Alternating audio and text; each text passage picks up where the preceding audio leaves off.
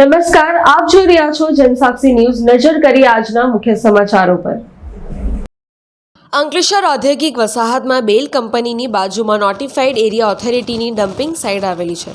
Dumping સાઇટમાં domestic વેસ્ટનો મોટો જથ્થો પડેલો હતો, જેમાં ગતરોજ મોડી રાતના સમયે અચાનક જ આગ ફાટી નીકળી હતી।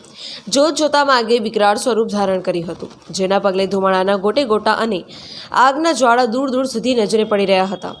આ અંગેની જાણ થતાં જ અંકલેશ્વર તેમજ પાનોલી ડીપીએમસીના 11 જેટલા ફાયર ટેન્ડરો ઘટના સ્થળે દોડી આવ્યા હતા અને આગ પર કાબૂ મેળવવાનો પ્રયત્ન શરૂ કર્યો હતો।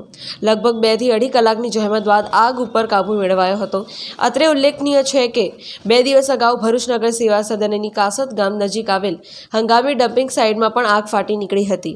આજે અંદાજિત 8:30ની આજુબાજુમાં અમને એક ફાયર કોલ આવ્યો હતો કે ડોમેસ્ટિક વેસ્ટ ડમ્પિંગ સાઇટ પર હરિયાણા ક્લાસ પાસે જે આવેલી છે ત્યાં આગ લાગેલી છે અને ધુમાડા વધારે છે। એટલે તરત જ અમે એક ગાડી રવાના કરી અને ત્યાર પછી એક ગાડી અહીં આવ્યા પછી અમને રિપોર્ટ મળ્યો કે આગનું પ્રમાણ ધીરે ધીરે વધી રહ્યું છે।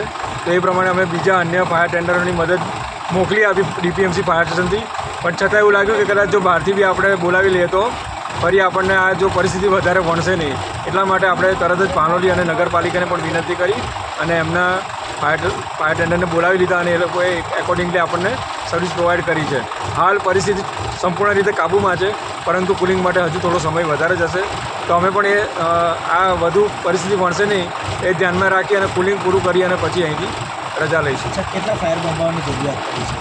ડીપીએમસીથી 4 જેટલા હતા, પાનોલીથી લગભગ 1, એમ કરીને 5 થી 6 જેટલા ફાયર ટેન્ડર અહીંયા ઉપસ્થિત હતા। પિન્ટુ મોદી, જનસાક્ષી ન્યૂઝ, અંકલેશ્વર।